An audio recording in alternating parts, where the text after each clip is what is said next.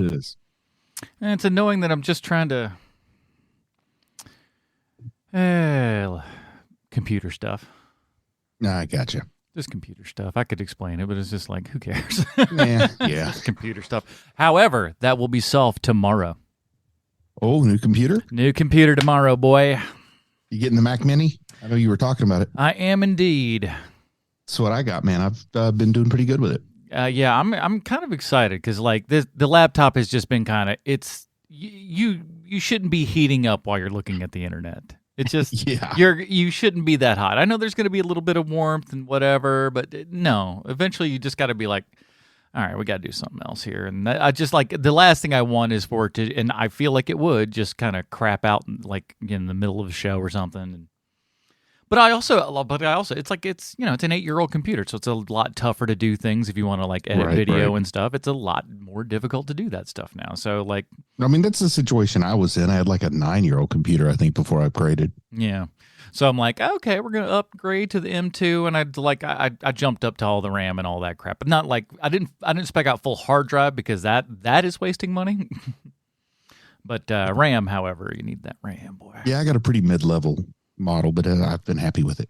Yeah, and so that's kind of, and I'm like, okay, break the speed editor out here and everything, and then whenever they decide to drop that new Rode, I can't wait because I just want to, like, this thing is so huge now that I look at it compared to that thing, and I'm like, oh, I want that tiny little thing so bad. You know, I'm sure I could find a good use for the space that's being taken up by my Rode, but I kind of look at the corner that it's in, and if I put a smaller version there, I feel like it would still take up the whole corner. Like I wouldn't use that corner for much else. Yeah, it's like mine's like just to my left here and everything. So like just real close where probably most people keep, like a keyboard, but it's like further off to the left and everything. But it's still very close approximation because I'm just, I don't want to say I'm riding the whole my time. soundboard, I can put my thumb on the shift key and my index finger on my soundboard. No problem. Can I hold your attention for just 2 seconds here and just look at the glorious beard on this man? Wow. What are we talking about? We're talking about you, handsome. Look at that beard. Your beard looks a lot like mine. I was going to say, let me turn my camera on. Then I remembered I don't have a camera. That's one thing you got to remember about the Mac Mini, Adam. It doesn't have a camera. Yeah, the toughest part will be me not upgrading a monitor. I'm going to just try to my best not to run down that neighborhood because that's a road I don't want to go down. Yeah. But it's a road I also know that I'm apt to walk down. I picked up a pretty entry-level Samsung curved monitor. I mean, mine's not bad. It's for what it is and what I paid for it. It's A-okay, and it will do for a while, I think. So, but yeah. But I got the new keyboard and everything. I got the new keyboard and the trackpad. Holy crap! This is just the thinnest. Oh, I've never had the keyboard with the trackpad. Well, no, the trackpad's a separate one, but it's basically the same as your Magic Mouse kind of thing. I decided to go trackpad instead of mouse this time. Nothing wrong with it. It works great on laptops if that's what you're going for. Yeah, it seemed well enough, and I like the whole, a lot of the gestures and stuff. Still kind of, I still use a lot of that junk moving between different screens and stuff like that all the time. Yeah. Because it's like that 3-finger swoop is just the best. So I have been running and gunning literally all weekend. Like I have not stopped since I stopped working on Friday because I had to run back to Charlotte because my daughter had this event that she was doing. And Bruce, you can commiserate with me here. Yes. I've worked really hard to get my kids to a point where they have very, very different lives than I do. Much better lives. I want to interject that within the last 30 to 45 minutes, I was sitting and having this very thought. So pray continue. This is so timely. Like I wanted to bring this topic up. So I want to hear your story. Very good. So my daughter says to me about like a month and a half ago, she's like, hey, can you come to Charlotte for the weekend? Because I have an event. And I was like, oh yeah, of course. Absolutely. This is the daughter who never asks me for anything, like ever. You're going to be there no matter what. Yes. So, I make the plans and I realize I'm like, oh, hey, wait a minute. I don't know what this thing is. So I ask her about it in detail and I'm like, so what is this event you have? And she goes, well, my boyfriend and I, we are we participate in the steeplechase event called the Queen's Cup every. Oh, is it just me?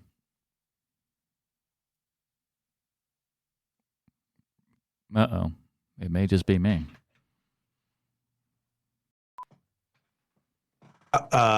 It's business casual, but it's like crazy business casual. So what I found was I have like pink highlighter color Adidas. And so I wear those with this really loud pink shirt, like button down shirt that I have. And so I go to the event dressed like that. When I show up to my daughter's house and go and show up on her doorstep, the last thing that I want to do, because I know her mindset enough to know, just please don't embarrass me. Like, I know that because, in her head, I'm still a very blue collar person, which I truly am. Even though my job isn't blue collar anymore, I still have the same mindset. You know what's funny? When my kids ask me not to embarrass them, blue collar's got nothing to do with it. No, I know. I understand. He's like, Dad, please don't wear your wizard robe for my graduation. I do dress like a hobo. But she's asking me things like this, like, what can I do for you for this? She's like, can you bring a couple of your folding tables? But I need a couple of, like, can you get your cleaner folding tables? Meaning she doesn't want paint on them. And there's like no saw cuts in it and stuff like that. And because we have to use those for work all the time. And so I'm like, sure, of course. So, like just stuff like that, like things where like she doesn't want my blue collarness to show at this event. And so, like so I'm dressed the way that I saw other people dressed through photos. And so when I show up at their doorstep, her boyfriend opens the door first and he goes, absolutely amazing. Amazing. That's perfect. And I get the idea where I'm like, she's getting blowback from the boyfriend that I am like, I am the guy who's going to show up like, like with a trucker hat and a dirty T-shirt, like that kind of thing. Now, let me get my sort of thing my shawl. children can never let me think they're worried about. No, I understand that about you. I do. You do have that Southern guy thing of, oh, you don't want me to do that? Let me double down on that. Like, that's a Southern guy thing all the way. Oh, boy. After your story, the little girl who got left in the rain made an appearance today. We'll circle back around to that. Oh, we got to hear about that. But so, we go to this event. It's amazing. It is amazing. It's so fun. Like, yeah, there's people who are like all dressed up and there's a lot of money being thrown around, but it's mostly people who want you to think they have a lot more money than they do. And I deal with those people all day long. I know how to converse with those people every single day because I have to. And so, like, I have a great time and she has a great time because I fit in so well, and the boyfriend, and I get to meet all of their friends. And it was really, truly, honestly wonderful. But as I'm driving back today, back to Atlanta, I think to myself, I'm like, my kids have such a totally different life than I do, where they're going to a horse racing event and they're inviting their father. My daughter is inviting her father, who she's nervous is going to look like one of the Poors. I mean, come on, that's an episode of every third sitcom from one of those weird cable channels we don't watch that are geared towards lady audiences. I guess so. And so, like, and like I'm talking to my dad about this today, and I was like, did I ever make you feel like that you were some poor person? And he's like, no. He's like, why? Are you hearing that from your kids? I was like, sorta. And so I told him the thing. I told him the story, and he was like, well, one, that sounds like a wonderful time. But two, I would not have been nearly as gracious as you were. And I was like, no, I know very well the man who sometimes calls them those people isn't going to have a great time with a couple of people who think that they're richer than they actually are. This fella's putting on airs over here. I don't need none of that.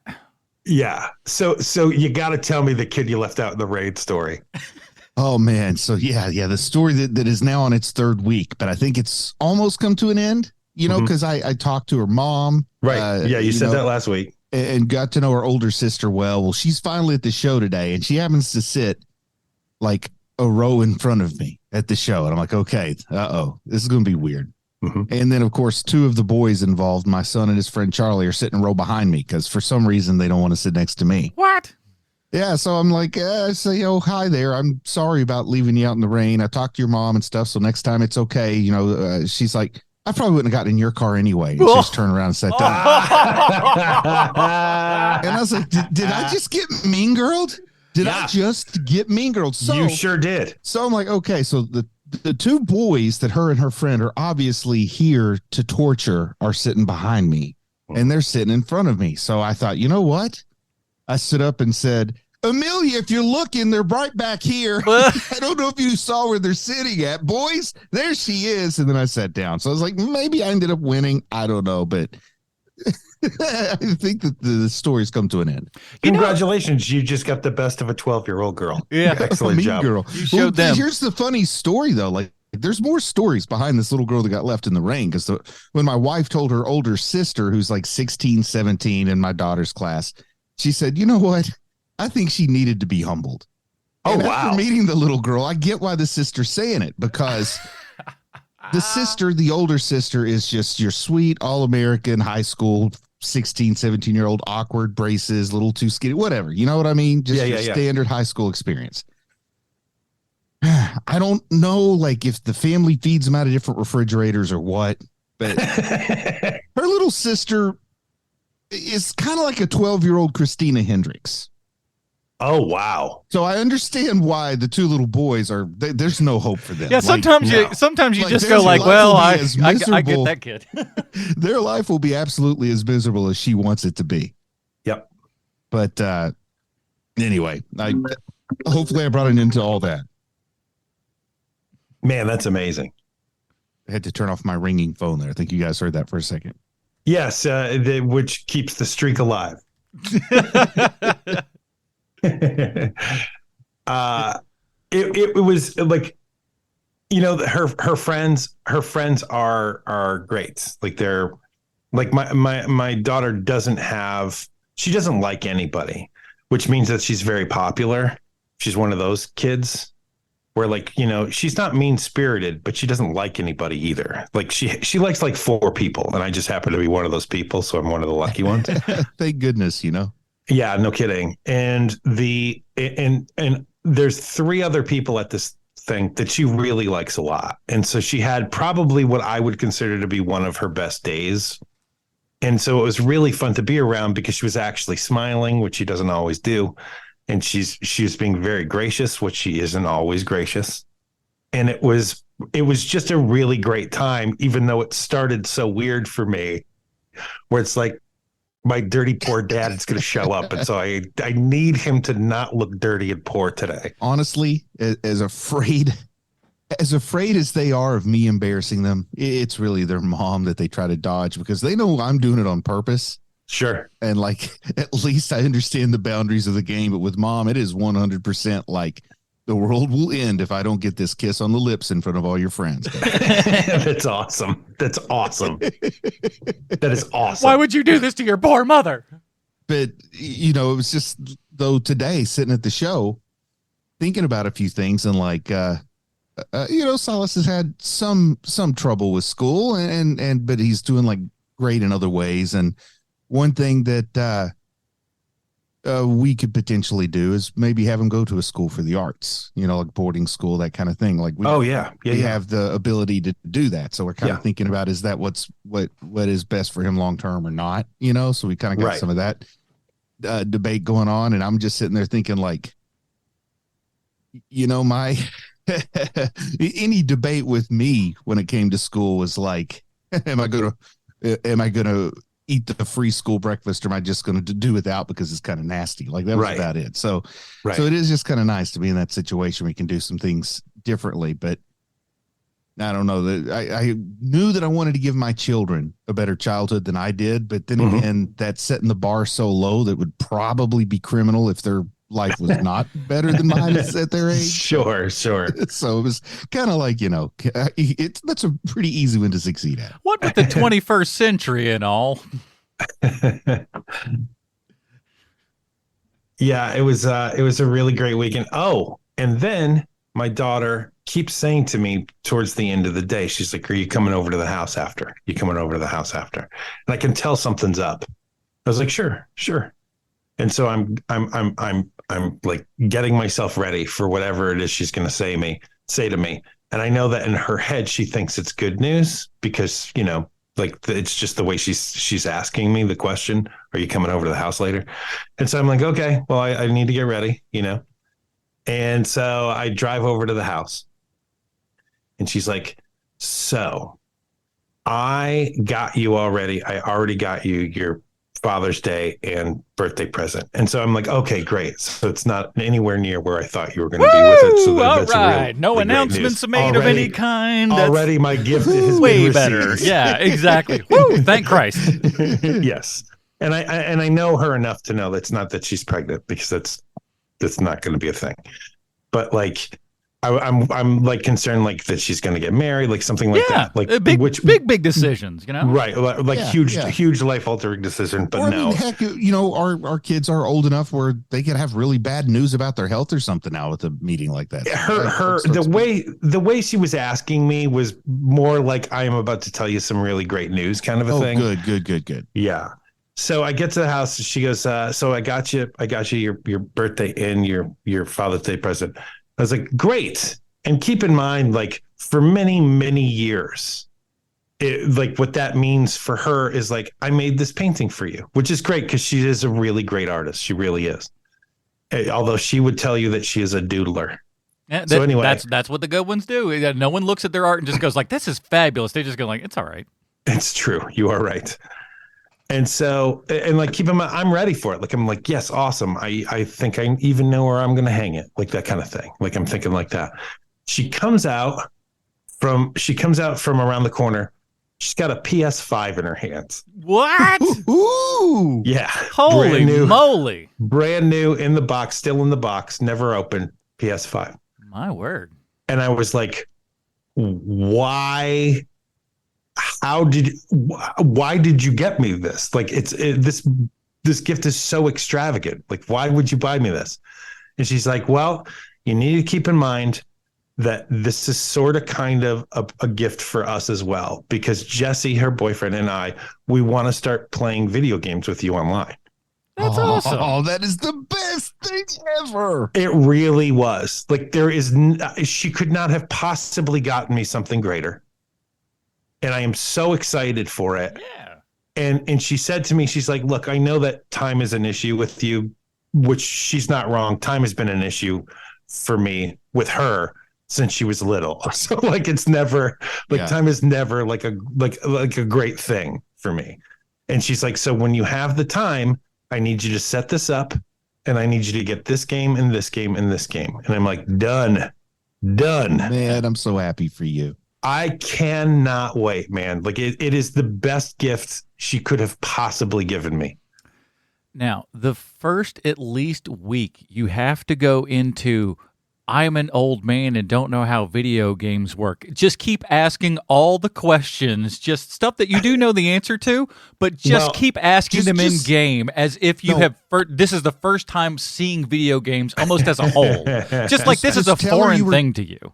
Tell her you were trying to set it up and you can't figure out where the tapes go. They love it when we don't know what to do with the tapes. That's so great. I will tell you that I watched her play in a tournament within the last month or so, because she is trying to become a semi-pro gamer as her hobby.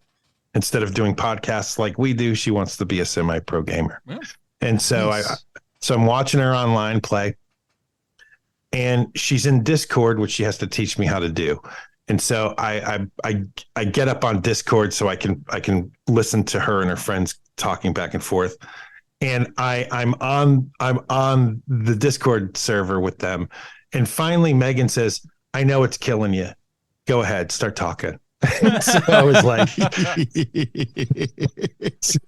so I start with my hilarious comedy bits. Like nice. How I think that big swords are so stupid. Like stuff like I hate big swords. I think they're so dumb. But you know what I mean? When I'm like, not around, you hurt me so. But you know what I mean? You know what I mean? Like those like mean. anime gigantic dumb swords that like they are ridiculous. I've got a foam rubber one. I know what you mean. They're so dumb. Cloud Strife's blade. And so but some of my bits have made it to her friends group. So like I'm like, so what's up with Birdcage Lady? And they're like, Birdcage Lady. And so they still call her that. Like stuff like that.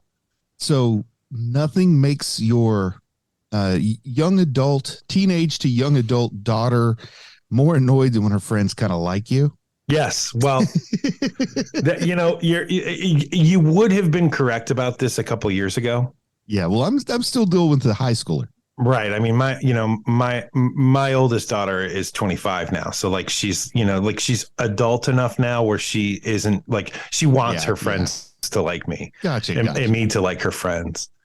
And there's this really weird thing that happens because I had kids so young, and it happened again at the steeplechase event, which is that some of her friends know me, but most of her friends don't. And so like, I'm there and hanging out and talking with her boyfriend and like, talking to her.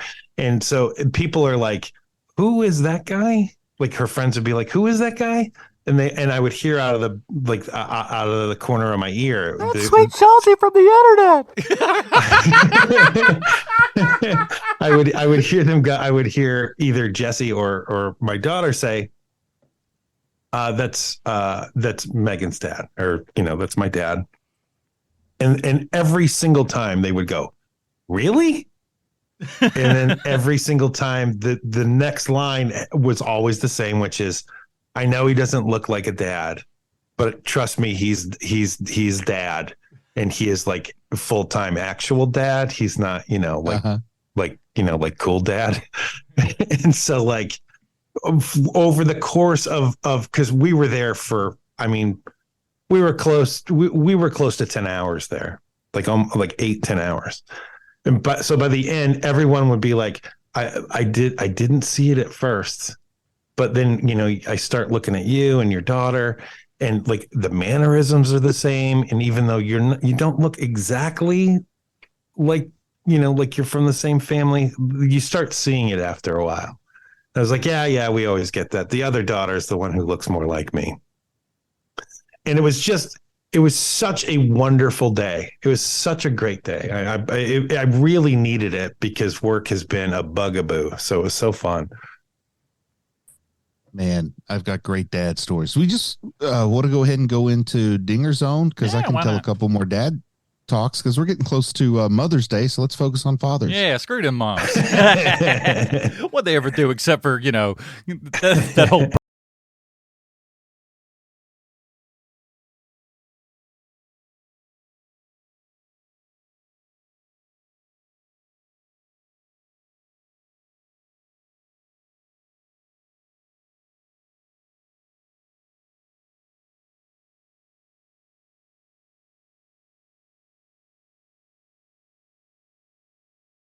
Movie Podcast, your greatest source for superhero movie discussion in the multiverse. I'm your host, Adam Portress, and joining Pete today, like the Commandant, he's also looking to get his hands on some healthy young men. Sweet Sean Kovacs from the internet. I've killed a lot of goldfish in my time. And he's always slaps on the gun oil before a big date with the wife. Bruce Leslie. I'm a prickly pear. And for Gen X kids, this was our Rick and Morty. Oh, that is not too far off. Welcome back, everybody. This week we are talking our Patreon selection. And if it wasn't, this is an interesting month. This is the last month we gave you guys a handful of sequels to vote on. And vote you did. Here's how the breakdown works out for you. Coming in at last place, no one cared anything about Teen Wolf 2. Sorry, Mr. Bateman, but you will not be seen today.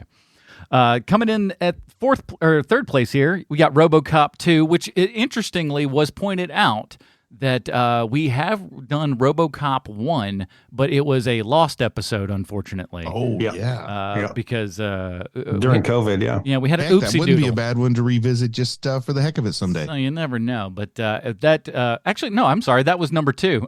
Universal Soldier. I don't know why I skipped that one. Maybe because it was Universal Soldier: The Return. I think I skipped it just like everyone else did. That had 18%. RoboCop 2 had 25%, but with a runaway 50%. Police Academy 2 is what we're going to be talking about this week, and holy moly.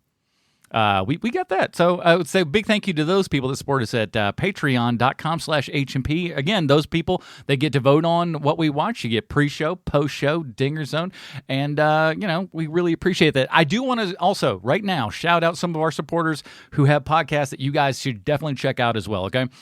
We've got the How We Sees It podcast that's got Steve and Noah on it. Steve and Noah, I think they both... if at least one, if not both of them, actually support this show. Reviewing movies, making cocktails is a very good time over there. The Main Attraction podcast, I'm sure you guys, we had on for HMP and Mandalorian 30 Questions, Justin Strawn and him and Ryan Nelson. They host that show. They talk all about movies and stuff like that and make up some cocktails and stuff, so that's a good one. Of course, we got our buddies over at the All-American Spook Show. I've been on that a ton. They cover a lot of horror and genre stuff like that. Been friends with those guys for like 20 years at this point. And you know the name. You hear it all the time. But have you heard the podcast? We have been watching with your boy Marty and Rob, both amazing guys. I think they both support a show as well. They cover so much on their podcast and in a fairly short amount of time, which I actually find kind of amazing. If there was an award for the most charming podcast, it probably would go to that one. They are. If you want to hear just like, two I don't want to even call them elderly statesmen. They're almost just like they're great. I don't. They're awesome. They're awesome guys. They're just British Gen X guys. There you go. Yeah. That's the best way to really put it. And I'm gonna be really honest with you here. I don't like to say this out loud, but their TikTok game actually has me jealous. Both of them are putting out really good stuff. Yeah, and I can second that. It's making me feel like I'm lazy, and it's kind of inspired me to do some more content. So check out We Have Been Watching. Check out all the podcasts. Let them know that HMP sent you. And again, thank you to those guys and everyone who supports the show over at patreon.com/HMP. All right, everybody, here is the trailer for Police Academy 2, Their First Assignment. Lock your doors. Activate the dog. Stand up the man. Stretch the wire, because they've taken to the streets. They're the graduates of Police Academy, turned loose on their first assignment. You gotta build a trust between you and the people, and they'll respect you. They're armed. Now look, I'm serious. And they're dangerous. Oh, I'm sorry. Mahoney. You have the right to sing the blues. You have the right to cable TV. It's a nice piece. Tackleberry. I was referring to your sidearm. Hightower. Yo! Yo? Yo, sir! Jones. Hooks. Captain Lassard. Commandant Lassard. And the lovable Lieutenant Mauser. It's Captain Mauser. Last year, they were in training. Time to deploy for school. I'll go when I'm ready. You're ready now, mister. This year, they're in charge. Police Academy, their first assignment. Alrighty, that was the trailer for Police Academy 2. And don't you like those trailers where they just go so that's over, but you know it's not over. That is like a 1955 health class documentary about the movie Police Academy 2. And it just ended on the projector there. It's time for Bruce's Comic Book Connection. Oh, let's see what he's got up his sleeve this week. Well, there were 6 issues of Police Academy comics. But of course there were. They were based on, though, not the Police Academy movies, but based on the Police Academy animated television series that ran from 1988 to 1989 and got 65 episodes. Some beautiful, beautiful animation, which was followed up 8 years later by 26 live action episodes. But anyway, it was that animated Police Academy TV series that was the inspiration for the comic book rather than the movie. but it was published by Marvel Comics underneath their Star Comics storyline, which is most famous for having the comics like Alf, the Care Bears. Those were Star Comics. And then also, I think, was there a Bob Newhart comic? I feel like there was, and it was with Star. I could see it. But anyway, they did get 6 issues of Police Academy. I don't know who wrote these, but they were penciled by Howard Post, who is a legitimate working penciler. I mean, he's he's somebody. He's not just a guy who did this one thing. He's somebody's child. Leave him be. Yes. Every one of them has a mutter. Man, that's it. I mean, yeah, this is a great story for comic books. Like if Star Comics, if Marvel wants to revive that Star Comics line, I can give them 26 issues, no problem. I mean, a script, I can't draw, but I'll script them out 26 issues of Police Academy. Here's the secret, Sean. I write 3 scripts and just keep changing the numbers on them. Yeah, that's basically it. Yeah. I get paid as if I had actually written more stories. It's the Little Rascals, but with cops. That's literally what these movies are. Oh, man, I'm going to get all the Little Rascals comics, which there are a bunch of, and just transfer them to the America's crying for a relaunch of the Police Academy comic. I'll get some of Steve Gutenberg's blood to go into the ink, I think that's why they couldn't get them on that's why it's not based on the movie. They couldn't get the rights. Old Gutenberg's a little bit stingy with those face rights going out there everywhere, so... That's why you didn't get the toys. That is, I guess that was. Do you have a list? Well, man, I don't even know how to end this. Can you tell that I didn't have any notes on that one, Sean? I've been a little busy. Pretty good. It's fine. Well, if that wasn't enough, let me sell everybody on this first Police Academy sequel because this sucker's got everything. We got a Clint Eastwood cameo. Bet you didn't remember that one from this movie. I sure didn't. We got a security system that I would say is a little bit overkill for a chandelier store. Bobcat Goldthwait is the head of the best gang you've ever seen. We got the teacher from Head of the Class. We got Steve Where's My Money Gutenberg, a football star from the 80s who's not OJ. We got the mousy lady from Part 1, Larry Drake's stunt double, a 28-year-old version who looks 48, and Michael Please Laugh Winslow. We've got crappy police work and egging, overfeeding fish, Wayne from the Wonder Years, smoke bombing mirrors. Smoke bombing miners, excuse me. Live Foley work, gratuitous chowder buckets. Hey, it was the 80s, right? Lady motorcycle cop. What do they think of next? Fiery cars, dangling dental floss, squalor. I like this one. This was my thought. There's a lot of squalor in this. Would you look at that? A Nestle's Crunch Bar, barely ever been touched. That's probably because it's a Nestle's Crunch Bar. They smell like rat turds. Go eat one. They're disgusting.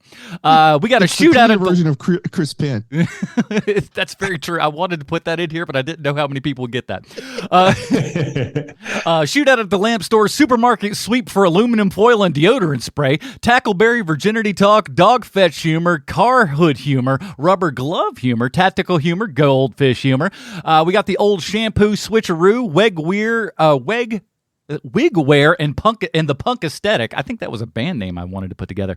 Winning the high jump award for the best sound effects goes to, you guessed it, Michael Winslow. In the 80s, you know that there's going to be a gay biker scene somewhere in this movie. We got smooth jazz, a Murphy bed boot knocking, dinner and a show with hibachi. We got a giant fair, a golden broom, so you know they're going to sweep up the crime for good.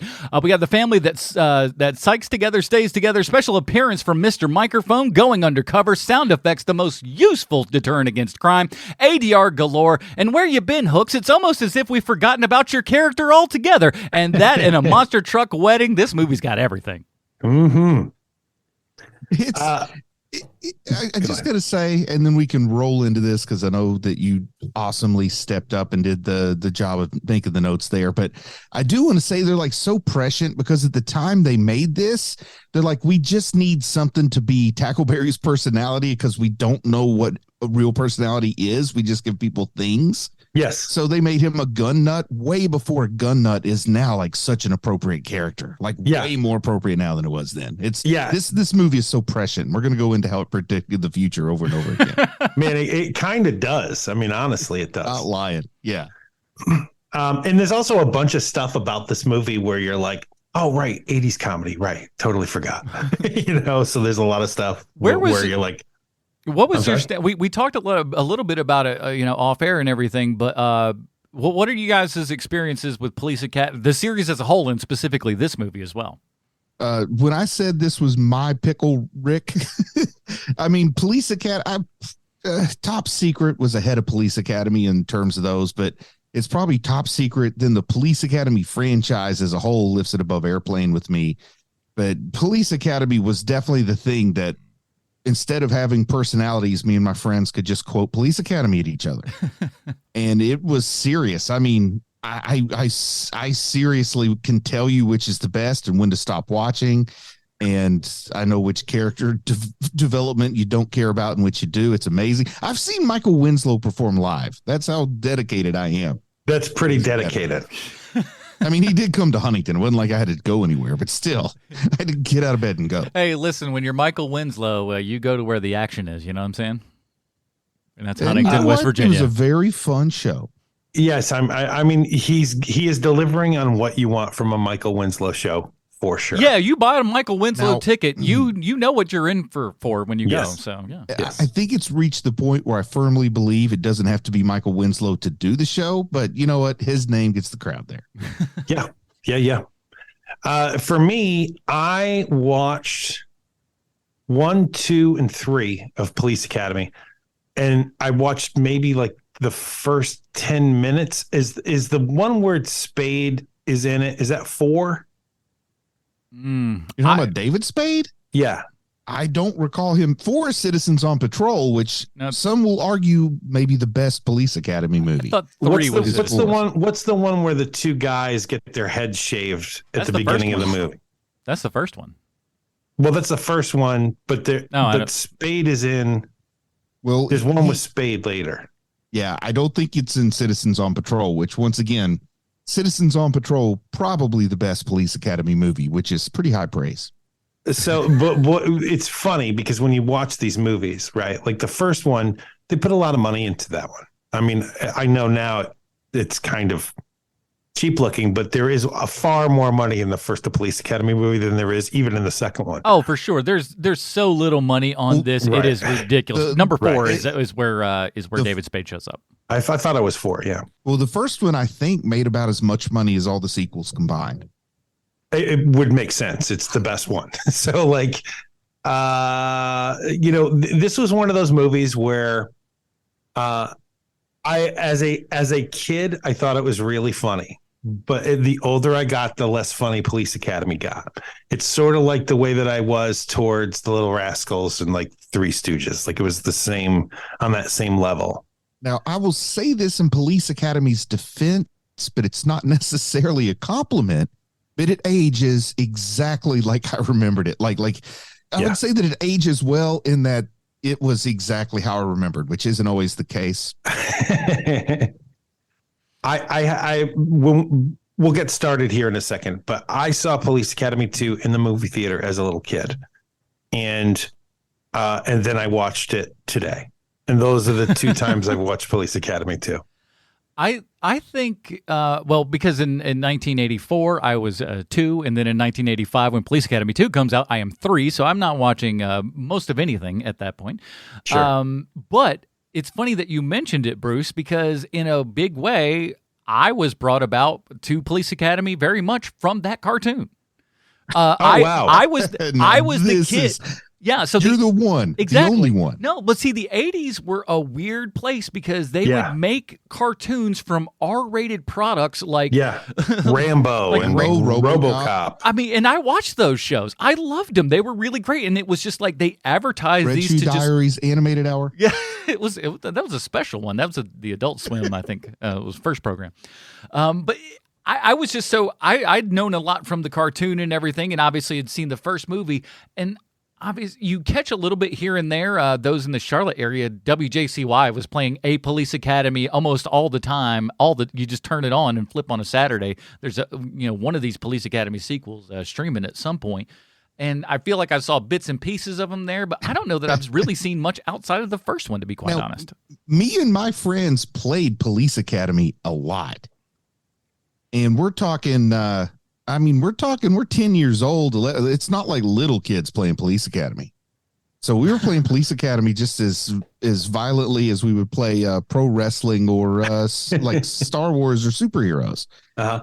And I can still remember that, it's on the playground and everybody claims a character. And I usually wound up a Sweet Chuck. Yeah.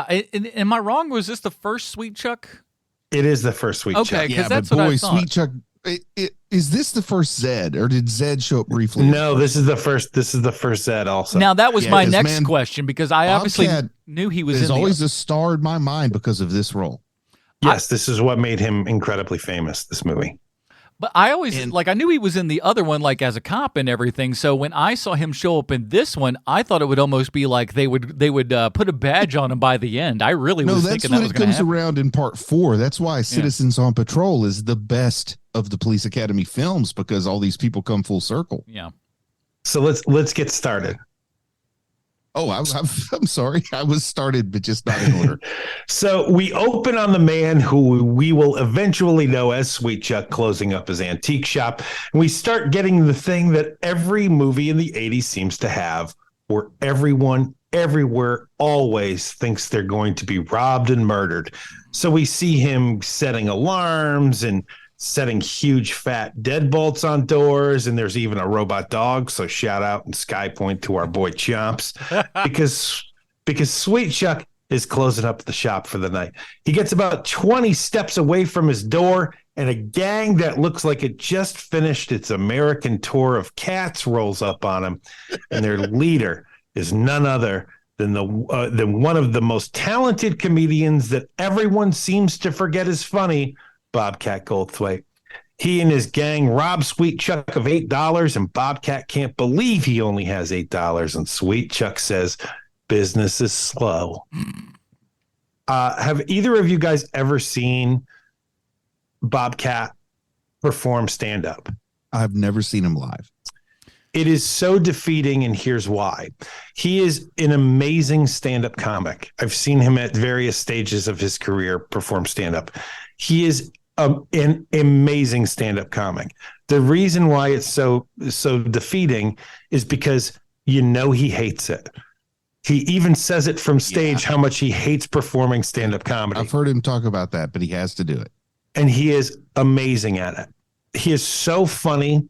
He starts, at least I haven't seen him in a few years, but the middle show that I saw him in, which is probably 15 years ago now, he would start with the Bobcat voice. Yeah. He'd do it for about 2 minutes, 3 minutes. And then he'd go, is that enough of that voice? Can I use my regular voice now?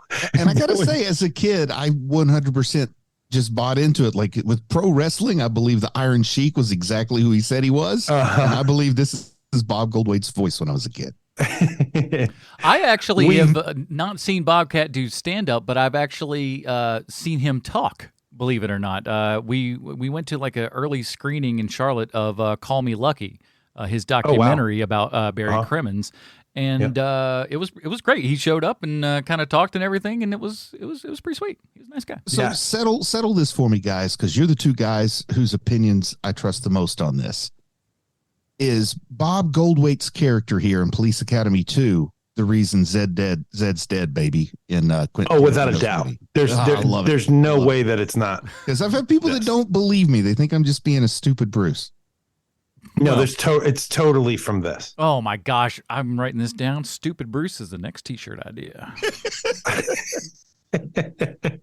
Those stupid, handsome Riverdale kids. We then cut to a police precinct where the crime is so bad that when a cop gets out of his car, everyone in the immediate area starts pelting him with eggs. And he walks inside and tells the precinct captain that if he doesn't turn his precinct around in 30 days, he's going to get fired. By the way, we are 10 minutes into this comedy movie, and with the exception of Sweet Chuck opening up a bear trap that's actually part of his security system, there is not a single joke that has been told yet. He does put a picture of Dirty Harry in the window. Right. Is that hilarious? A joke? I had to take a deep breath before I could say it out loud without cracking up. Okay. Just get it together. I didn't even realize that it was written as a joke, so that was supposed to be funny. I don't know. It looked like it was part of this. I'm not talking about their jokes are misfiring. I'm talking about there wasn't a joke even written. Yeah, no, like you don't think him putting a picture of Dirty Harry with a gun and saying that's his security system is intended as a joke? He has like 17 different steps to his security system. Yeah, this is like another ludicrous step. This is his version of Kevin McAllister with the dancing mannequins there. No, it's not even close. That's like clever and fun and funny. This was we had a poster of Eastwood in the back. Oh no, we're gonna have a disagreement over what I call the Beaux-Arts de comédie. Oh my Lord, don't you start with me, sir. Because don't you dare start with me. There's something beautiful about what's being done here. Because you know what? 11-year-olds who only get access to one movie a year need to laugh until they pass out. So it turns out that the precinct captain is the teacher from Head of the Class. Yes, he was also on WKRP in Cincinnati, but I wouldn't find that out until much, much later. I knew him as the teacher from Head of the Class. Yeah, that's what I always knew. But I mean, Johnny Fever was a pretty big deal in my house when I was like 4 years old. And Howard Hesseman, one of my all-time favorite actors as a kid, because there were two things in life that were certain. Like my life was not great as a child. I had a few aspirations, but the two things that I really knew that I loved was like I kind of wanted to be a radio DJ, and I really enjoyed my gifted program at my school. And man, sure. Howard Hesseman is like boom, right in both of those. Both things, man. That's a sweet spot for you. Yeah, and he just looked the same forever. Yeah, he did until he didn't. But yeah, you're right. There was like 30 years where he looked exactly the same. Just walking the stairs. I was the same dude. Holy moly. And a lot of people don't appreciate just how gloriously long his hair got when he was making Head of the Class, because he would kind of keep it in a man bun way before that was a cool thing to do. It's true. So the precinct captain was the teacher on Head of the Class. His last name is Lassard. And he ends up calling his brother, who is Commandant Lassard, who's in charge of the police academy from the last movie. And this is where we get our first real joke of the movie, where there's some gay panic happening. Which, by the way, if you're offended by gay panic jokes, don't watch ever the 80s. Ever watch the Police Academy movies. Or a lot of movies from the 80s period. I was going to say, what was that movie where like from 2000, like a Shane Black movie where a character's name was the F word? For a gay yeah. You're right. No, anyway. It's Gay Paris. Gay Paris. Yeah, anyway. Police Academy movies, right? And also, if you're watching comedies made in the 80s, it's people. There's a couple of things you need to know. One is that in the 80s, everyone was afraid of waves of criminals breaking into their house. They're also afraid that their children were listening to Satan's music. The Japanese were coming to steal everyone's jobs, and the gays totally wanted to have sex with you. All right. So all of those things came true as well. I'm telling you, Bruce was right. But I'll tell you, when we start breaking it down in a minute, I'm going to show that this may be the most progressive film franchise from the 80s. He's going to give you the trauma defense. Oh, here we go. I'm excited. So things get cleared up with this word mishap, and Lassard says to his brother, I'm sending you six of my best recruits. We then get some quick vignettes of all of our favorites. There's the guy who wants to shoot everybody. We watch him tear gas a kid. The guy who makes all the noises with his mouth. Not just any kid, though. Jason Hervey from the Wonder Years fame. Yeah. That kid was literally in everything in the 80s. What happened to him? Like, where is he now? He is about 60 years old and still looks like a very annoying middle school kid, so it's hard to get work. Oh, wow. Pee-wee's Big Adventure, he was in that. I think if the 80s needed a bratty kid, man, they just called him up because he had that, like, it's classic punchable kid look. But yeah. I think I did hear, once again, like a radio interview 20 years ago, and he made it sound like he actually saved a whole lot of his money and his parents didn't rip him off, and he's fortunate that he doesn't have to work. He doesn't have to work. Good for him. Wow. Yeah, so he's like, I mean, he said, I didn't retire from acting, but I didn't have to go get another job when the calls quit coming. That's amazing. And also it sounds like he's normal and not like crazy Christian guy. That's awesome. And once again, it's always the ones that are the biggest jerkwads on screen that usually have their stuff together. I always think he's like that kid in Pee-wee's Big Adventure where he just goes, I was here at first call. I am ready. Roll. I think you're talking about Buxton favorite. for a minute. No. So the guy who makes all the noises with his mouth makes a couple of nerdy whites flip out at a food court. And then we get Steve Guttenberg charming the bikini bottoms off of hot chicks at the beach while Goots is driving a sweet ATV. Don't have to tell you why 11-year-old Bruce loved this vignette. Here's the thing. That would, like, this scene, it would have made me want to be a cop as a kid. It's like, I get to ride a three-wheeler around the beach, jamming out to music and high-fiving people. Yes. And a non sequitur I just want to add is that Punky Brewster really only had 2 years of network production, even though we all remember it as a show that was on forever. This must have been one of those 2 years, though, because suddenly George Gaines is not available, so they had to bring in Howard Hessman. So you're probably asking yourself, is Steve Guttenberg high-fiving righteous dudes? You're damn right he is. He's high-fiving all the righteous dudes. And then all of a sudden, somebody who might be driving the coolest truck ever made starts tearing up the beach. And Goots asks him to stop, and the guy says, no way, fuzzball. Which makes me think that maybe this movie might have originally been an R-rated movie with that and with all the ADR that's in this movie. Ton of ADR. I didn't say that in my thing. But are you saying this was ADR not fest. an R movie that we watched? No, it's PG-13. It had a grand total of 4 chowder buckets, so you could be PG-14. We got 4 chowder buckets. We got at then. least 1 F-bomb. Yep. I mean, and we're not talking just buckets. We could actually see the little clam in there. We're right there, and it's there's no like being coy with it. They're like, you got good light on that. You need to bring some more cameras over. They're like, the light's falling off here. Quick, get a reflector in. That's a little movie humor. Yeah, PG-13. Wow. Goots chases after this guy, and the world's most beautiful truck gets destroyed almost immediately by falling into the ocean. Do you notice, and though, Goots, all of a sudden, during that trip, so, like, he's got, like, passengers, and then all of a sudden, when the chase commenced, the passengers are gone. Yes, that is true. That's weird. Do you guys think maybe Bill Murray stole a lot of his shtick from Goots in this movie? No, it's the other way around. What are you talking about? Oh, yes. I think everything he did in Stripes he got from Goots in this movie. But he had done. But Bill Murray had already been Bill Murray for forever at this point. Also, Stripes is like 4 years before this movie. I was going to say, because he's also in Meatballs, and he's completely doing the same thing in Meatballs. I was going to say I threw you a softball. I'm pretty sure Stripes is like 81. You and this threw is him 85. a meatball. Come on, man. It was right there in front of your face. He literally just said it. Woody to Wabbit. So Goots chases after the world's most beautiful truck, and it instantly gets destroyed by falling into the ocean. And Goots has his sweet revenge when he says the line, never mess with a fuzzball.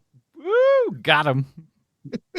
Totally got him. And when he reads their rights, he adds things that aren't actually Miranda rights. It's hilarious. We cut back to the worst precinct in LA, and for reasons I don't understand, the precinct captain has a huge 2-foot by 4-foot poster of his brother's face hanging on the wall. Just so you know, because they understand the audience of Police Academy, not too bright. So, yes, it's Commandant Lassard from the first Police Academy, and yes, it's his brother. But why would anyone hang a poster of their brother's face in their office anyway? Our favorite police misfits are all back in the same room. You got Goots, you got Mouth Guy, Gun Guy, small black lady with a mousy voice who screams at least once in the movie, a former football player, and a small white guy with glasses that is clearly the weak link of the team. And they all get their assignments. They need to stop the gang that's taking over the city. All of the cops from Police Academy get partnered up with a veteran cop. And there's 2 things we haven't spoken about yet. One, the bad guys in this movie are a cop and his lackey that want to see Captain Lassard get fired so he can be the new captain. And the second thing is just how unbelievably cool Bubba Smith is in these movies. He is the best. He is so cool, and I know that Goots is supposed to be the cool one, but he isn't. Bubba Smith is the coolest person in these movies. He doesn't even look like he's affected by anything. Like he, it just feels like this is his role. Like he just kind of walks in and it's just like he is that dude. Yeah.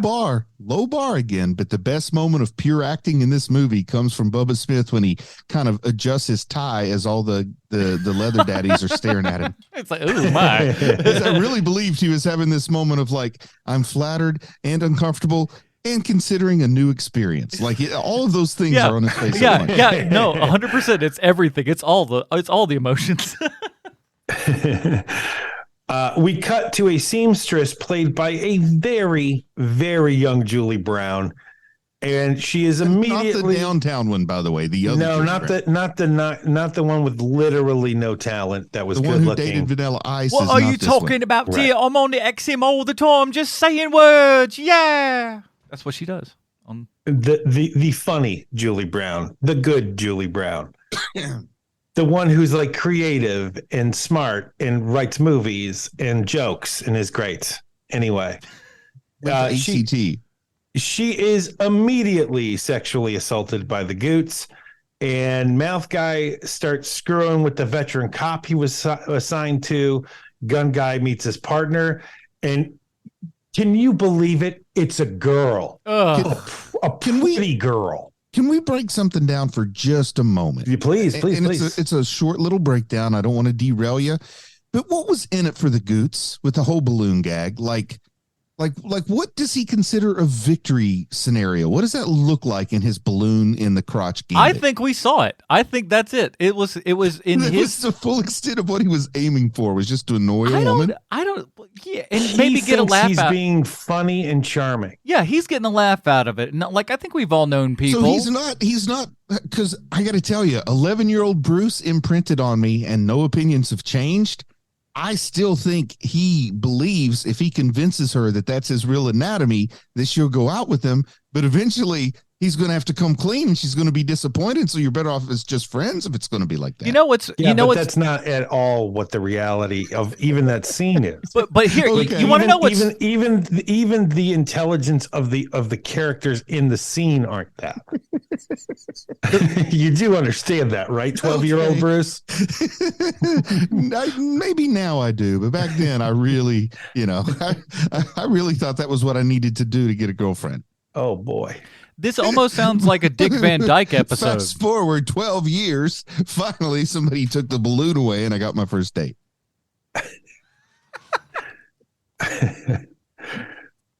So, there's like this movie is just a running scene. It's not really montages. It's more like just little vignettes. Like every bit of this movie is just vignette. This is the kind of movie that a very young Seth MacFarlane was watching. And this is what lays down the kind of neuro processing that leads to things like Family Guy and leads to things like Vines. You know what I mean? It is that. So the weak link in Glasses and his partner get their squad car set on fire. Goots meets his partner's Ed Hurley, isn't he? No, he's not. I know. Okay. You're talking about the dude who takes the big bite out of the burger in Dumb and Dumber, right?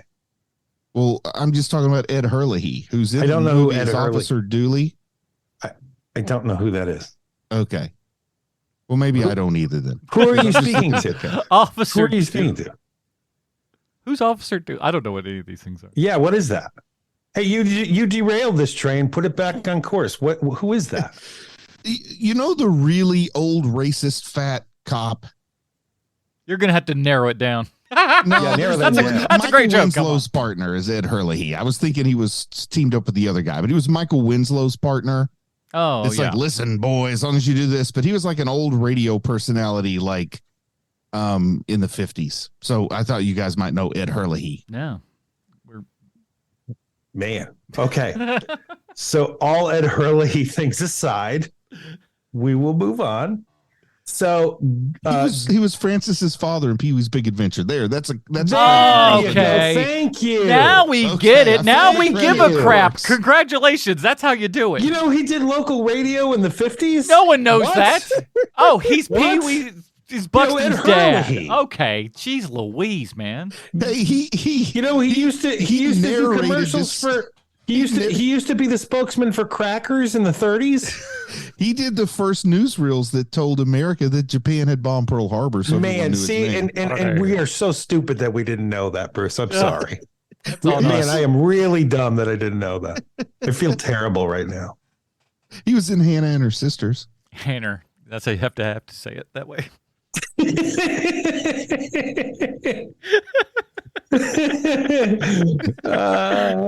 Did I say Hannah? No, no, that's an atomism. Okay. So Goots meets his partner, who isn't just a disgusting, messy slob. Oh my gosh, but he great. also has the audacity to be in a movie and be fat. How gross is this guy? Are you honestly not all that fat? But he is movie fat. Yeah. He's also 1984, 85 fat, which is very different than modern. It's a very different fat. Yeah, the country had not been part of the lore of Honey Boo Boo yet.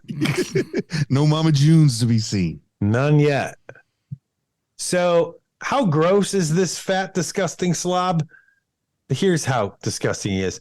His cat pooped in his cereal, and the guy yells at the cat for pooping in it, takes the poop out and throws it at the cat, and then continues to eat his cereal. Yep. And then offers some to the Goots. This is what happens when a dirty baby gets their own apartment. Man. Not this dirty baby. A lot of this stuff has to have some kind of underlying ethnography. And I think the gross guy, Schulman or whatever his name is what a California person thinks a New Yorker is. I honestly there you go. That makes sense. That makes sense. You're right. Because it's like they film this in LA, but they go to what looks like a Brooklyn set to go to his apartment, you know. But they're definitely supposed to be in LA, right? Yes. So I mean, there's not a big beach scene if you're in Brooklyn. Right. So right. So this big fat disgusting cop finds a candy bar on the ground with ants all over it and eats it. You know, actually, when it comes to the disgusting guy, it's mostly just about food, really. Yeah. Yeah, that's what gets you.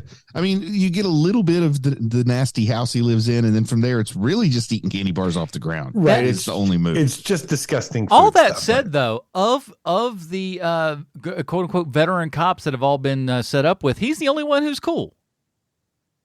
You know what? He is cool. I mean, you in comparison, there easy to overlook, but true. The other guys are screaming at him and yelling at him. At least this guy's like he's cool and he's down with whatever kind of bullcrap adventure that they want to put together.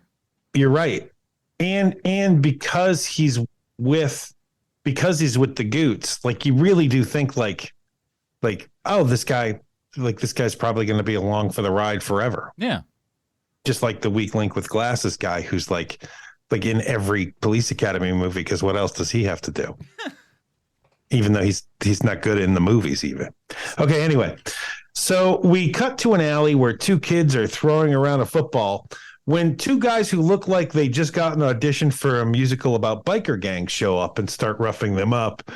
And then Bubba Smith shows up and without even trying scares the hell out of them by throwing a football at one of the musical theater chums so hard that it's like he's being pulled by wires and he hits a garage door. That was a Robert Rodriguez hit, 100%. Yes, without a doubt. Can we please speak to the wonderful scene that we get here? First off, what do you call that whole rig where you like tie the thing and then it like pulls you back really hard and then you go into the cushion to do that effect? It's just a wire harness. Well, I need one of those just for funsies. I mean, I don't need it to make any movies or anything. I just want to like play practical jokes on the kids. And my wife hit me and I go flying back and she tells them to go clean the room and they go do it. I saw a TikTok of a dude who had like this bungee cord and he pulled back on it. He was riding a skateboard and on this ledge going upstairs. He ollied upstairs because he like pulled this bungee cord back, shot himself off on the skateboard, ollied upstairs. It was one of the most amazing things I've ever seen in my life.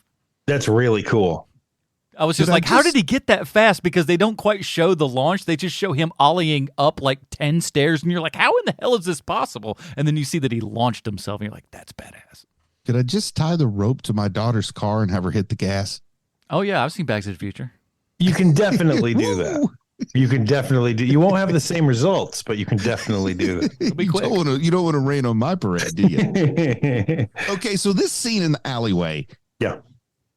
And this is a person who 100% would think restructuring this and playing it as straight drama makes sense. That would be Tommy Wiseau. Yes. Because they throw the football underhanded. This is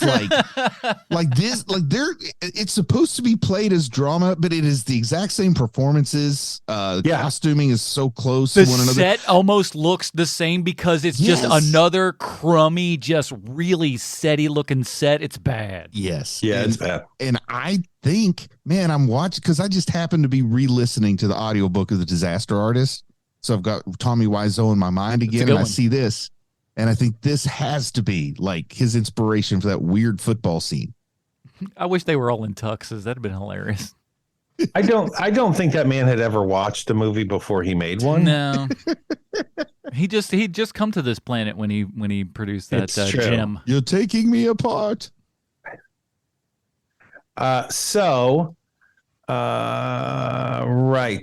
We're in the alley. We just finished up with the football. In the alley. We cut back to the antique shop where two guys from the same biker-themed musical show up to torment Sweet Chuck again. And one of the gang members says the line, "Open the safe, old man," even though I did look it up.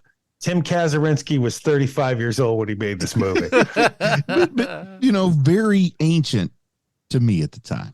Oh, sure. But I mean, Tim Kazurinsky, if you look at a picture of him now, he looks amazing because he did look old as Sweet Chuck.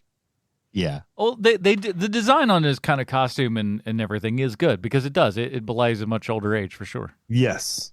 So in a hilarious scene, the cops keep showing up and shooting at each other as the gang members who in a few years will be in Michael Jackson's Bad video eventually get away.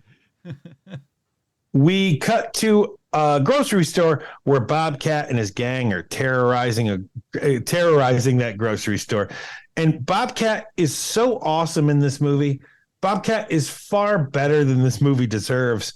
And this is when I realized two things about Police Academy movies during this scene. One, when people think of Police Academy, as I said to you guys earlier, when people think of Police Academy, they're actually thinking about this sequel and all the other sequels. And because this is the movie where they actually found the formula for Police Academy, where like everybody is like they got their own little thing they got to do. Mm-hmm. And two, Police Academy movies are the closest thing to a modern Little Rascals because, like I said earlier, each cop has that one thing that they do. And then you have the Spanky of the group who is Goots. And Goots is, like charming and doing most of the talking. And it's like Michael Winslow is in almost every scene of this movie. Besides noises being made, how many lines of dialogue does he have? 3? I was about to say maybe 3, 4. And it's as a child, I was a lot more forgiving. But now, like if you're gonna try to make Michael Winslow a thing, at least have the balls to not AVR all of his noises. It's true.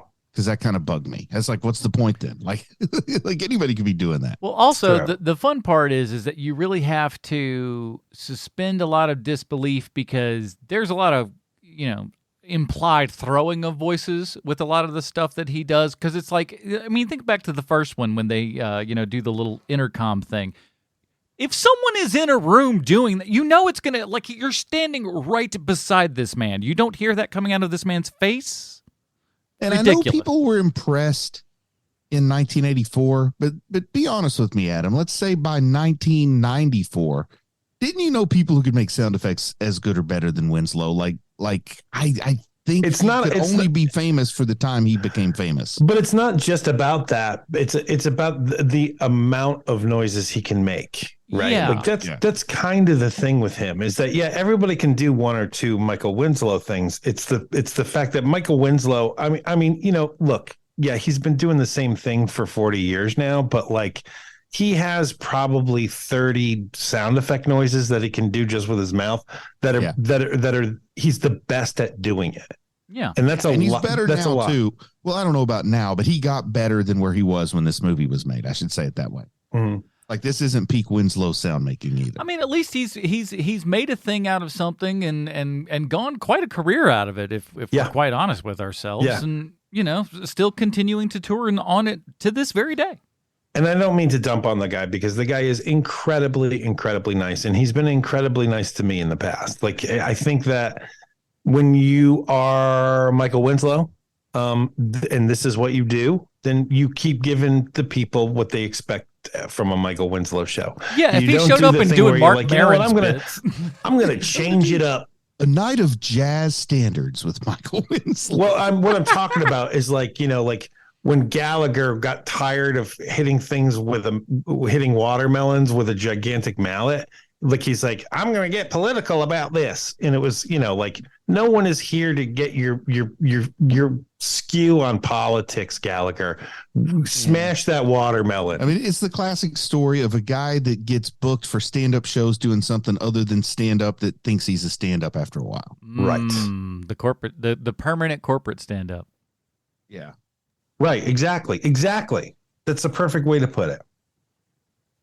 So this is where I'm going to start needing some help from you guys because I just ran out of time. I do have Leslie reporting for duty. I do have a bit of breakdown happening here, but like I'm going to miss a couple of things, and you guys are going to have. If you want to talk about something, fill it in. I will clarify something that you may have found confusing, but the character Jughead was actually Gutenberg in a different role.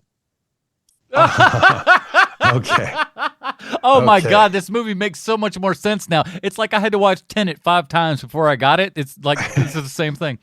And I do want to talk a little bit about something progressive here. The leather daddies are treated as heroes. They don't beat like up the bad guys. You're right. They beat up the bad guys. The police defend them and don't harass them. And that's pretty darn progressive for 85. They aren't really that much of the punchline. And one of the cops is clearly a member of their community and like still an active cop. It's true. And I do love the music that starts up when we hit that part. that what do you call that? Like cha-cha? It's not cha-cha. What do you call it? Rumba or something? Bossa Nova. Yeah, I love that. Bum bum butter bum. So we then cut to one of the 2, maybe 3 most famous scenes from this movie in particular, where Goots and the police academy gang get so upset at the bad guy cop for giving them all bad assignments that they switch out his shampoo bottle with super glue, and he gets his hand stuck to his head and his eyes are closed shut, and he walks out into the lobby of the police station. Completely naked. Can I say something? Naked. That's kind of shocking. It's like nobody offers to put a towel around him. No, nothing. I was And also, shocked at how once again- decent a build this man actually had. 12-year-old Bruce totally convinced that's exactly how that would play out. So the captain then gets mugged and spray painted by the gang, and the bad cop starts wearing a wig. And one of the few scenes that actually made me laugh out loud.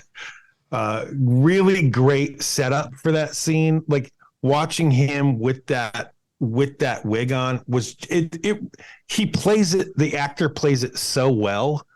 It's really funny. And they don't consistently make a huge deal of it or anything. It is just this funny thing that everybody just kind of goes with, and we're just like, well, that's what his hair is now. Yeah.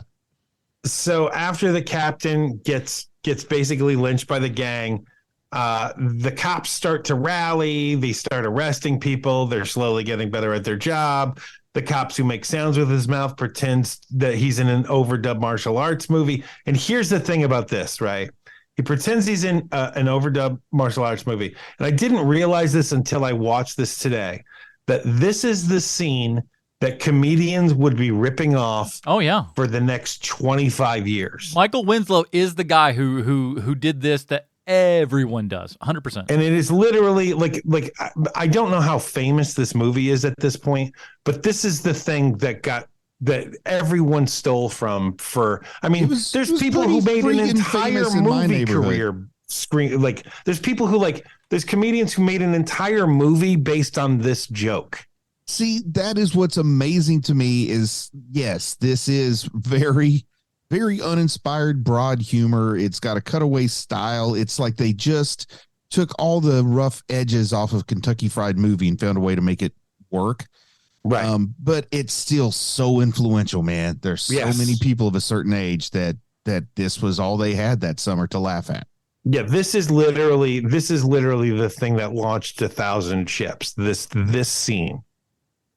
I love Kentucky Fried Movie as well, but it's not the same. Yeah. There's something completely different about having Michael Winslow specifically do it with his mouth as that's a take-home joke. Like I can remember being a kid and doing the same joke. Yeah, me too, man. Michael Winslow probably is way Cleopatra awesomer at it than you, but probably. You probably were. I'm going to say yes. So things go bad, and the captain comes up with a plan that Gooch should go undercover and try to get recruited by the gang. And we get the scene I was waiting for. We get a scene where Gooch and Bobcat meet each other, and Bobcat absolutely steals the movie from Gooch at this line, or in this scene. And Bobcat says the line, "Don't make me flare my nostrils." Man, he has some good lines that have to be coming right off of his dome, right? Nobody who writes this movie is capable of that. Without a doubt, man. Like half of Bobcat's scenes are Bobcat jokes. Yeah. You know I'm a vegetarian. That one came out of nowhere. Yes, just amazing. Just really funny bits where he's crying while he's watching TV. And it turns out he's watching Love American Style or something. No, it's a family affair, and he says it's a rerun. This is in 1985 when a family affair went off the air in 61. It's so good. It's so good. Watching it with no explanation from a car like it's at a drive-in. It's so great. I love little tiny points like that. All of that layer and stuff is really great. But whenever somebody is wants to say something crappy about Bobcat around me, I always have to tell them Bobcat is really funny. You are short sheeting that man, because that dude is awesome. Not only is that dude awesome, he's more awesome than you think, because like I said with the stand-up thing, he's an amazing stand-up comic who hates doing stand-up comedy. That's the best. And a constant director for years, directing some really great stuff, and probably one of the best Robin Williams performances of all time. Yeah. Yep. It's true. Oh, Father of the Year, was that the one? Yep. Yeah, man. Yeah. Man, that's a tough movie to watch. Not a fun watch, I'll tell you that. But I can't watch that movie again, but he's great at it. That's a one and done. Not post death of. True. Yeah. I can't watch it now, knowing how he died in the story in this movie. Yeah. I just can't. I mean, I can't believe that. Everybody's like, what the? Okay. Next, keep it going. What's the next part? So Steve Guttenberg, boy, isn't he funny? He would be like one of those dads that had was it 3 dads and a baby? 3 men and a baby. 3 men and a baby, yeah. But yes, he was one of those guys. Yes, he was. I didn't know if you guys knew that. Oh, yeah. He's also in The Boys from Brazil. I didn't know. Cocoon. Yeah, he is in Cocoon. Cocoon's one of those movies you can't find anywhere. It's not streaming anywhere. That is kind of strange when you come across those, because there's boring and at the same time a really interesting story, because there's probably 30 seconds of some music that just nobody can figure out who owns it. And rather than being sued over that for showing Cocoon, they're just people can live without Cocoon. Did you guys ever see Guttenberg on Entourage? I never watched Entourage. It was too much work. He got all buff and everything, and it was kind of he's jacked, man. He's still jacked. Is he still jacked? Wow, because he got jacked for that. He shows up on Larry David's show, and he is completely jacked in that show. But it's funny because you look in this, it's he's a skinny guy, but you can see there's some muscle there for sure, especially in those kind of beach scenes and everything. The guy's got some guns on him, and then just. I think that my perfect existence would probably be watching Police Academy related fare for a very long time. So what? Yeah, I like this stuff, man. We got to get back on. Like, should we? Because there's like 65 animated episodes, 26 live action episodes, and 6 theatrically released movies. I think, man, we should just spend the next 2 years doing Police Academy. Sometimes you say things and I think like specifically you're just like, what is the thing that's gonna annoy Sean the most? I also question, like, is there a gas leak in his house? Look, I'm totally fine watching Police Academy 2, but like I didn't enjoy watching this very much. Yeah, this was not great. No. I was not bowled over. I liked it. It's one you can stop and start as many times as you need, and you don't lose the story. That is true, because it's impossible to lose the story on these shows. Because everyone is shown at about 10-minute intervals there. It's just like, here's this little bit. All right, next. And they're all, bit. and literally it's all the same. So like, it's the reason why we're having a tough time. Like, is that Police Academy 3 or 4 or 6? But Police Academy is what we have because in 1984, there was no outlet for things like Reno 911. Right. And when you got to make a 2-hour movie and people still aren't full in on like the Jackass style of entertainment documentary ridiculousness. I mean, I think this kind of is in that same market space that later would be occupied by stuff that's streaming and on TV and more like Reno 911, Super Troopers and things like that. I wouldn't be surprised if Thomas Lennon didn't see this and go, those shorts could be shorter. Maybe. I'll show you. Maybe he did. Maybe you never know. You never know, because it's very much that kind of style, but not. But even in the 80s, still not short enough.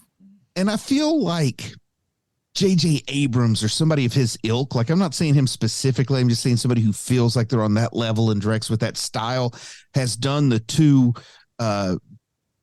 gun-toting people having their sex scene and taking all the guns off of them in a totally supposed to be like, ooh, isn't this awesome kind of way.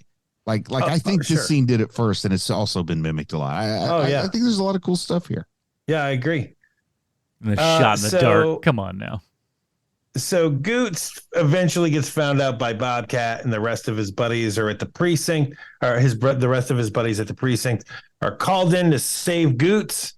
Bunch of stuff happens, and the absolute best kind of wedding happens at the end of this movie. Yep, you guessed it. It's a sword tunnel. Oh, yeah. It's a sword tunnel wedding, and that's the best kind of wedding you can possibly have. Yeah, 100%. As somebody who is on the record that thinks that owning many, many swords is stupid, no offense to you, Mr. Leslie, the only good reason to have it is to have a sword, is to make sword tunnels. Yeah. Never a bad time for a sword tunnel. Definitely on but the bucket list. It's never as sword impressive tunnel. when you have to bring your own sword tunnel as when somebody else provides it for you. Oh yeah, if you're the one who's towing those swords over to wherever you're going, no, you don't need that action. And tell the Uber driver, drop me off where all those guys are standing holding the swords, please. Yeah. And so gun guy and new bride gun lady hop into the truck. It's actually the most famous truck in the world, Bigfoot, and the credits roll. Real heart touching there, because I know in future installments they're gonna, marriage is not always an easy road. No, it definitely isn't, especially when so you're who a cop. Do we cast? Now let's talk about this, because this has some of the.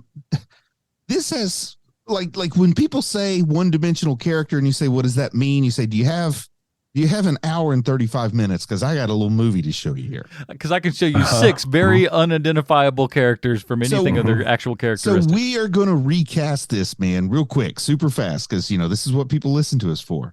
Is it?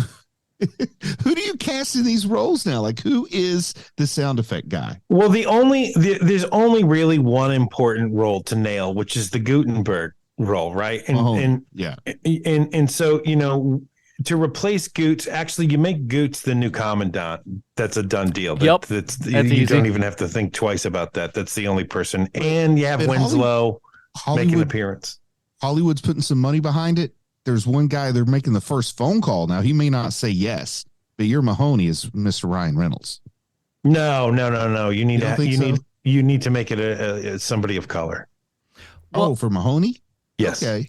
Well, Yeah. I was going to say I liked, just because we're going from same kind of feel but a different kind of scenario. And so instead of the black guy who does sound effects, I got black guy who does impressions, Jay Farrow, as that role. Not, You know what? I think you could have fun with Jay Farrow. I think you could That's have a pretty lot good. of fun with that. That's pretty How good. about And for like your- he's like Winslow's kid. Yeah. Like, that all makes sense. He's a good-looking guy. He's fun. He's funny. Put that guy in that role. I kind of like the idea for the commandant. Yeah, I say you make Gutenberg the commandant, but you need like a precinct chief or something for JB Smoove, because he fits in a reboot, in my opinion, man. I love that guy. You know what? Having him in an upper management kind of role where he's freaking out and going over everything and it's just driving him up the wall, I do like that. A JB Smoove role that could do it. It is pretty good. It is pretty good. Because that's a dude who you could drive to the crazy level, to just that head popping off his shoulders kind of thing. I'm liking that. Yeah. And for the bad cop, the cop that's in every other Police Academy movie, whose name I never remember, but his sidekick is Proctor. Yeah. That cop should be played Are you by talking about Mauser? Mauser. Okay. Yes, the Mauser role should absolutely be played by Will Arnett. Oh Yeah. my gosh, yes. Yeah. Yeah. Because and He's so good. he for it. specifically signed up for the nude scene. He's like, that's in the contract that has to stay and make the cut. So is he a little too old now? Could we still get Offerman to be Tackleberry? Oh, he's too old, because here's the thing, and I just They gotta be realized young, this. don't they? Yeah, and I just realized this too, is that like you're not going to be able to, like in true Police Academy, all the money goes to the producers, none of it goes to the screen fashion. Yeah. You have to you basically have to hire people who cost nothing to hire. And we've done really good about it so far, until I had to open my big mouth about Will Arnett. I think like young comedians and stuff are like a pretty good I still think Will Arnett can be had for a price. No way, man, not anymore. I don't know. I think He makes his own money now. Like, you don't have to worry. Like, he's the host of Lego Masters. That thing just prints money for him. Is that right? We need people that are like, I'm trying to think, what's that right level? Like the Hassan Minaj level, like they're a name, so you're going to watch them on Netflix, but they're not going to sell tickets at the box office. Listen, yet, not and for that's how you nothing, make but it. I can't work with Hassan Minaj. I can't. I don't know why. I'm just saying that level. I'm not saying him per se. Okay, if it's just his level, then that's fine. But I don't know, something about that guy. His haircut's too nice. Don't trust it. Just build it. No, we're going to build the franchise around Theo Vaughn. Oh my word, he'd be something. That guy- Theo Vaughn as Tackleberry would not be the worst decision as some sort of kind of Tackleberry-esque role. I think he's in the price range you're looking at here. You know, like You could probably get him for a Instagram song. influencer range. You never email us your Police Academy castings, and we'll cover those on the next Dinger Zone. hearmoviepodcast@gmail.com. Before we get to our final review, though, we have to find out how this Police Academy movie relates back 1-to-1 with Sylvester Stallone. Well, get ready, because this is an incredibly short one. Thank you, Adam. I have a prepared statement. Hi, Mr. Stallone. James Signorelli is one of 2 directors on Police Academy 2. He's also been directing Saturday Night Live since the mid-'80s. You were on Saturday Night Live, and that's the Stallone connection this week. I hope to hear from you soon. Your pal, Sweet Chauncey from the internet. I think he was busy this week, Bruce. What do you think? So busy. Dude, that's so what my comic book connection was. I rambled about the existence of a comic book. I literally was watching Police Academy 2 at 6:30. Or I'm sorry, 5:30. That's how little time I had. Dedication, everybody. It's for you. You, the people. The people. Bruce, where does Police Academy 2, their first assignment, let's say the whole title properly, fall on the Please. Robin rating system for you, sir? Well, it's a top 3 Police Academy movie, which means the lowest I can go is Tim Drake. Top 3. Sean? You know, this is a tough one for me because I didn't enjoy watching it, but I can see where a lot of things came from because of this movie, you know, as we said earlier.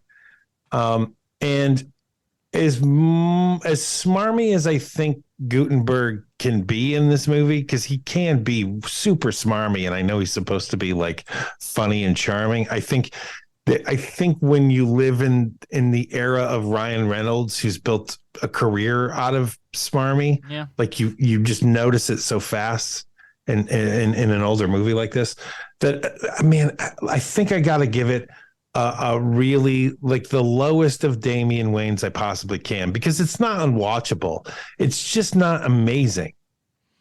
Yeah. And it's also not offensive enough. Like, I'm one of those weird people that, like, when I see something that's like racist or like completely gay bashing, like it makes me laugh out loud, because I'm like, now this I can settle down for. I'm like, how dumb-headed we were to make movies like this for a general audience. Yeah. Like, it's so funny to me. For me, like I agree. I agree on all these points. Is that it's okay. I can kind of see where things, would lead and everything. But at the same time, too, I just so bored by so much of it, and it's where all the jokes are going to go almost. Yeah. The moment that the joke begins, and ultimately there's nothing to write home about. The budget is so low on this, nothing really happens. I mean, this makes Stripes look like Armageddon. You know what I'm saying? Well, they're in the same alleyway like 4 times in this movie. It's all pretty those shots rough. were done within a 24-hour time period, I bet. And then now, I think you're right. And now, granted, while Hooks was never the greatest character in the world, you talk about sidelining a character. You just put her back at the precinct and just like, all right, you'll have a 30 seconds, every 45 minutes. Is Hooks now. There's some casting. You're not going to be able to afford Jenna Ortega, not with your Police Academy money. You change it from a movie to a series titled Hooks, and it's kind of like that Wednesday Addams show. Here's the thing, that like if we took the budget thing out of play, I do like her in that role. Just the small little person who has to get bigger and stand up for themselves and stuff. I'd like that. I think that's a good stunt casting there. She was the tiniest adult I could think of. Yeah, who wasn't like a little really, person. really old and wrinkly, or like Zelda Rubinstein would work, but Oh my gosh, I'd pay for that movie. That is it, everybody. Thank you to the folks that voted for this over at patreon.com/HMP. We appreciate all of you guys. We'll talk about what we're going to be doing more next week in just a second. Bruce, where can we find more of your work on the internet? Just go check out some of the back catalogs here on Hero Movie Podcast. I've been on many episodes where we talk about many movies. He's showed up once in a while. Dig it. Yeah, pick one. Pick one. I'm in it, chances are. Sean, what else? Bruce brought something up a couple of weeks ago that I thought was really great, which is he was like, oh, you know what? This was a really good episode of our show. And I don't know what I would consider. I mean, I love the Doctor Strange episode that we did, the TV movie one. Mm-hmm. I do love that episode. I don't know what to recommend to people besides that episode to people. Like, oh, this is one where it really is kind of our show. That was the one where it first came to mind for me. That's the one I kind of always go to be like, oh, that's the cement that kind of put it all together. And so I can't think of another episode where I'm like, oh, you know what? That's a really good one for people to listen to. So like, if people could just let me know what their favorite episodes are, that'd be great, so that I can I love that idea. Like my daughter's boyfriend, like what episode should I tell him to listen to? That kind of thing. Yeah. HeroMoviePodcast@gmail.com. What are your favorite HMP episodes over the years? That's if nothing else, that's a Dinger Zone episode for sure. That is it, everybody. Next week, we're going back to the theaters. Holy cow. And this is a big momentous occasion, because I don't know if people know this, speaking about the history of HMP and everything, the first movie to get a full Dick Grayson across the board was Guardians of the Galaxy, and we are going for the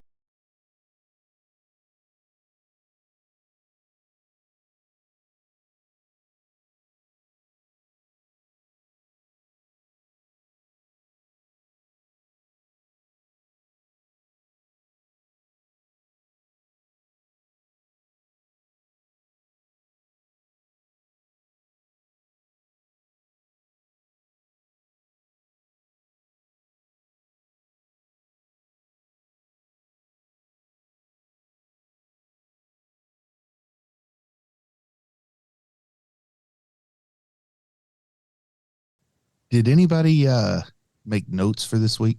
I did. Awesome. Because I did not, and I was kind of worried about that because mine isn't as intricate as it usually gets. Only because I ran out of time, and you'll see when I do. but I well, yeah, same. Same here. I've had zero time. Yeah, but I did. I did what I could, and it's a lot, considering that this movie is basically the same thing over and over and over and over again. You mean perfection? Yes, exactly. Perfection.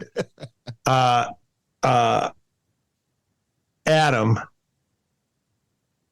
Oh, he's not there. He may have stepped away. Yeah, I get it. I've had to do that once or twice before myself, where it's like, man, I gotta go to the bathroom right now. Yeah. So, I realized a couple of things about Police Academy too. Rewatching this movie for the first time since it was in theaters in '85. Wow. I've seen this movie. This is definitely not first 5 times I've watched it. This is literally the second time I've ever watched this movie. And it's kind of surprising that I think that when most people think about Police Academy, they don't think of the first one. They think of the second one and onward when they think of Police Academy. 100% correct on that. Well, they think maybe the first act of the first one, but never the second half of the first one for sure. They maybe the kind of recruitment, and then after that, it's like you said, from 3 on, really. Hell yeah. I really like that you did the call out to other people's podcasts. I love that too, man. That was really great. I wanted to do it because I love those guys. I do listen to their shows from time. I don't hit every week because we all have time limits and stuff. It's one of those things I think of all the time on Wednesday, but never when we're doing the show. You know what I do? Yeah, exactly. And that's one of those things. I always do that because I listen to a lot of these podcasts when I walk or something like that, and so I just kind of go I need to do this. I'm writing them down this week because it's the thing. And that's what we're going to do. Yeah, I was listening to Marty and Rob talk about Willy's Wonderland just earlier today. Yeah, and the great part is I don't hate anybody's stuff too. Yeah, it's easy to recommend. I don't have to fake it. I don't have to go but no, please go listen to it. It's good. It's good. No, it's good. It's actually good stuff that I myself listen to. So yeah, I'm a Patreon supporter on Spook Show now, so I listen to that. Oh, that's great. Yeah. All right, guys, I'm going to get off here and see if anybody's come home from the way too long after party. All right. Goodbye, fellas. Adios. Bye.